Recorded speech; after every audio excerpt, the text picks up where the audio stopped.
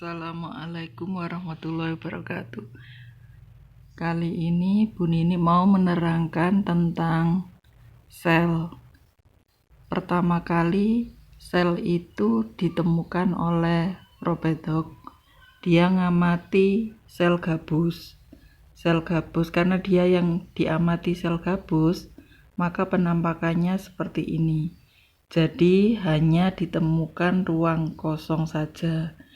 Ini bagiannya cuma dinding sel, terus ini ruangnya kosong. Oleh karena itu, sama Robert Hooke diberi nama selula. Selula itu artinya ruang yang kosong. Kemudian berikutnya peneliti-peneliti berikutnya yang diteliti tidak hanya sel gabus. Yang diteliti sel-sel yang lain, contohnya diantaranya ini adalah sel bawang merah. Ketika kita bandingkan dengan sel bawang merah berbeda dengan sel gabus. Sel bawang merah ini ada isinya. Kalau kalian lihat di sini ada dinding sel, yang melekat di dinding sel juga ada membrannya. Lalu di sini ada cairan sitoplasma dan ini kelihatan ada nukleusnya. Nah, kemudian kalau kita bandingkan lagi, ini sel hewan. Contoh yang diambil adalah sel hewan itu jaringan epitel yang ada di rongga mulut. Nah, sebetulnya jaringan epitel itu bentuknya yang di rongga mulut epitel pipih berlapis. Nah, karena kalau bentuknya seperti ini itu susah diamati, untuk ngamati satu sel maka diuraikan sehingga bentuknya seperti ini. Nah, kalau kita bandingkan antara sel tumbuhan dan sel hewan itu memiliki perbedaan. Di sini sel tumbuhan itu bentuknya cenderung lebih teratur, rapi karena dia punya dinding sel. Kalau sel hewan di sini bentuknya tidak teratur, tidak rapi karena tidak punya dinding sel. Dia hanya punya membran saja. Jadi perbedaannya itu untuk sel tumbuhan punya dinding sel, sel hewan tidak punya dinding sel. Nah, ini aslinya warnanya seperti ini. Kemudian karena kalau untuk melihat satu sel itu warnanya transparan, maka biasanya mengamatinya dikasih methylene blue sehingga berwarna biru. Aslinya sel ini berwarna transparan. Jadi ini pertama kali penemuan sel atau tentang sel itu seperti itu. Nah, kemudian kalau kita bandingkan sel tumbuhan dan sel hewan, nah sebetulnya perbedaannya ya banyak, tapi pokok perbedaannya itu cuma 4. Jadi kalau di sini sel tumbuhan punya dinding sel, sel hewan tidak punya. Kemudian sel tumbuhan di sini punya kloroplas, sel hewan tidak punya. Lalu sel tumbuhan ini vakuolanya besar, pada sel hewan ada yang kebanyakan tidak punya, kalaupun punya itu biasanya vakuolanya kecil. Nah, seperti ini kelihatan tidak ada vakuolanya. Kemudian sel hewan punya sentriol, ini sentriolnya, pada sel tumbuhan tidak punya. Jadi perbedaan dasarnya cuma 4 itu. Kemudian berkaitan sama kerja organela sel itu sebetulnya kerjanya berkaitan antara satu sama lainnya. Semuanya terhubung kerjanya, jadi semuanya bekerja sama. Kita ambil contoh nukleus. Ini nukleus itu yang mengendalikan seluruh kerja dari sel. Di dalamnya ada DNA atau gen yang mengatur seluruh aktivitas sel. Nah, ketika DNA itu mengatur aktivitas sel, salah satu contohnya misalkan sintesis protein. Nah, ketika sintesis protein itu dilakukan, DNA yang ada di dalam nukleus itu akan membentuk RNA. Nah, RNA-nya keluar nempel di ribosom. Ribosom itu nempel di retikulum endoplasma. Retikulum endoplasma yang ditempeli oleh ribosom maka disebut RE kasar. Kenapa kasar? Karena ditempeli ribosom. Nah, di ribosom itulah tempat terjadinya sintesis protein. Nah, sintesis protein yang dihasilkan oleh ribosom itu akan dibawa oleh retikulum endoplasma kasar untuk ditransfer. Jadi RE kasar itu bukan mensintesis, dia hanya mengemas protein, kemudian hasil kemasan itu ditransfer ke badan Golgi. Jadi yang mensintesis ribosom, setelah jadi baru dikemas oleh RE, kemudian ditransfer ke badan Golgi. Ya, yang ini RE halus, retikulum endoplasma halus, itu mensintesis lemak. Nah, hasil sintesisnya sama, diserahkan ke badan Golgi. Nah, badan Golgi itu yang mengatur seluruh hasil dari sintesis tadi untuk diatur sama badan Golgi. Bisa oleh badan Golgi protein tadi dijadikan enzim, bisa dijadikan hormon, bisa dijadikan antibodi, bisa. Nah, setelah jadi sesuai kebutuhan sel, maka misal antibodi atau hormon atau enzim itu diekskresikan. Diekskresikan ini, nah ekskresinya cara keluarnya namanya secara eksositosis. Kemudian badan Golgi ini juga membentuk lisosom. Nah, lisosom ini jadinya seperti ini. Lisosom itu nanti fungsinya untuk mencerna makanan. Bisa mencerna makanan yang masuk, bisa mencerna mikroorganisme, misalkan ada bakteri atau virus masuk, itu juga akan dicerna. Nah, makanan yang sudah dicerna oleh lisosom itu nanti akan diserahkan ke mitokondria. Di mitokondria, makanan akan bertemu dengan oksigen, sehingga namanya terjadi oksidasi atau respirasi. Makanan yang ketemu oksigen akan terjadi oksidasi sehingga terbentuklah energi. Nah, energi itu kita gunakan untuk aktivitas tubuh kita.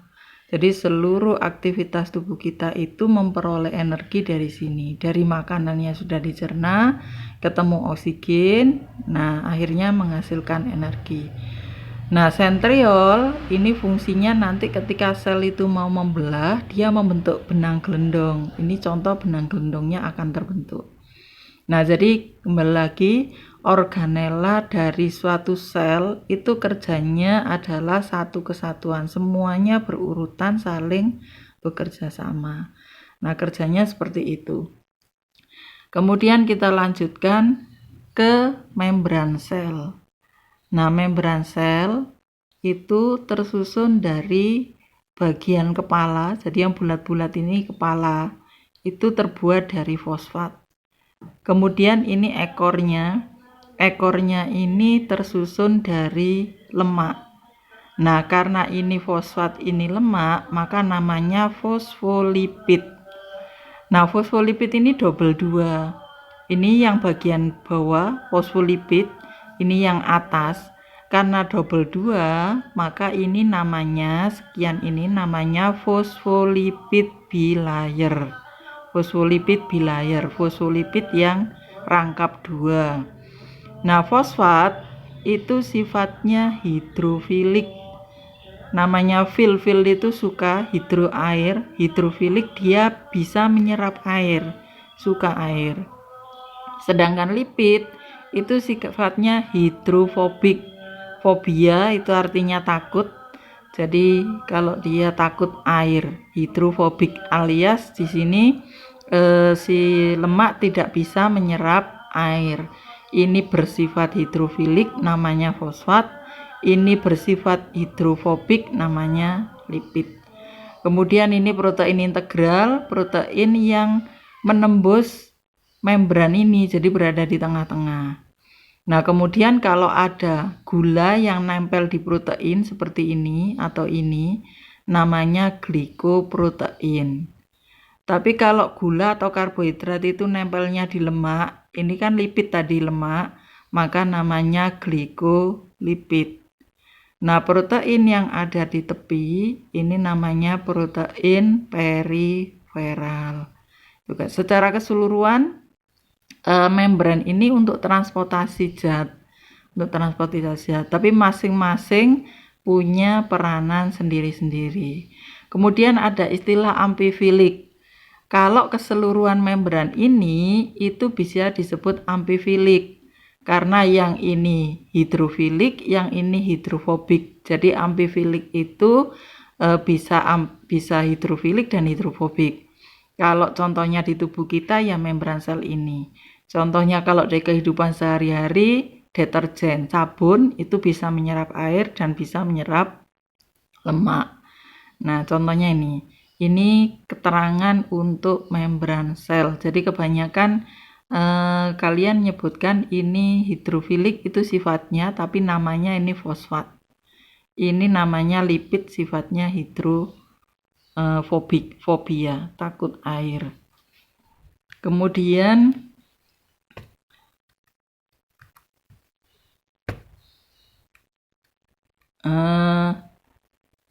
mengenai macam-macam transport melalui membran.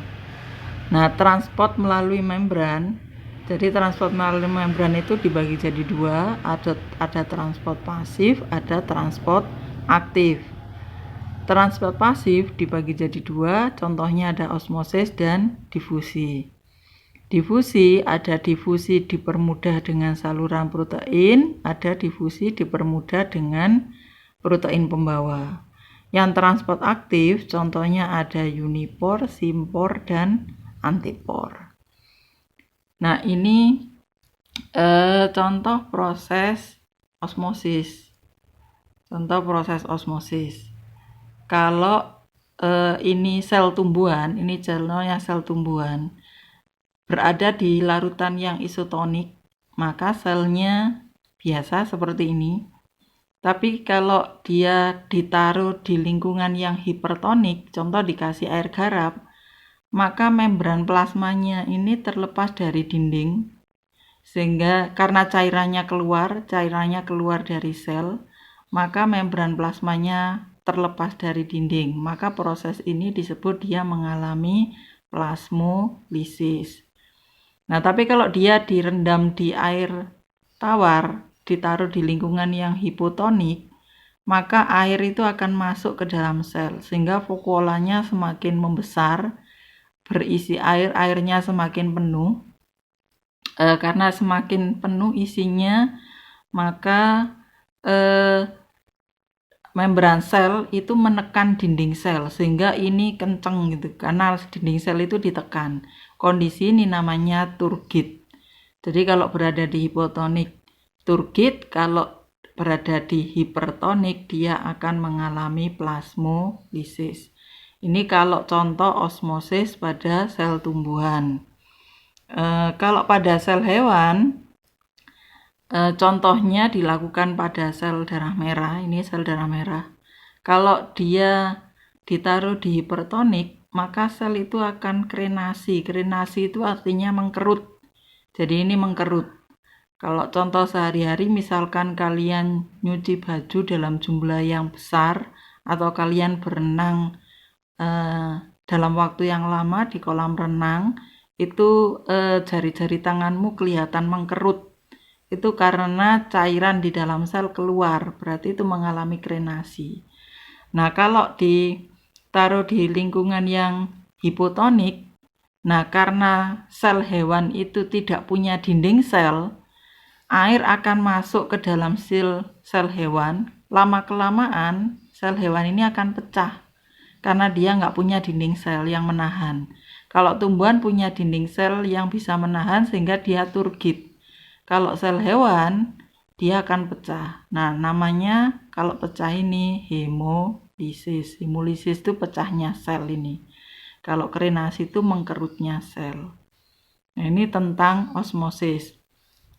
Jadi baik yang ditaruh di lingkungan hipertonik maupun hipotonik ini semuanya osmosis. Kalau bedanya kalau di sini air di dalam sel keluar, ini air dari luar sel masuk, tapi yang keluar masuk itu air melalui membran. Membrannya membran semi-permeable. Semi-permeable itu artinya hanya bisa dilewati oleh molekul air atau molekul yang lebih kecil dari air. Kalau molekulnya lebih besar dari air, contohnya garam atau gula, maka tidak bisa melalui membran itu. Ada lagi membran selektif permeabel. Kalau membran selektif permeabel itu yang keluar masuk tidak berdasarkan besar kecil molekul, tapi berdasarkan cocok tidaknya zat tersebut terhadap enzim. Walaupun molekulnya besar, kalau cocok dengan enzim maka dia bisa masuk ke dalam sel. Walaupun molekulnya kecil, kalau tidak cocok dengan enzim maka dia tidak bisa masuk ke dalam sel.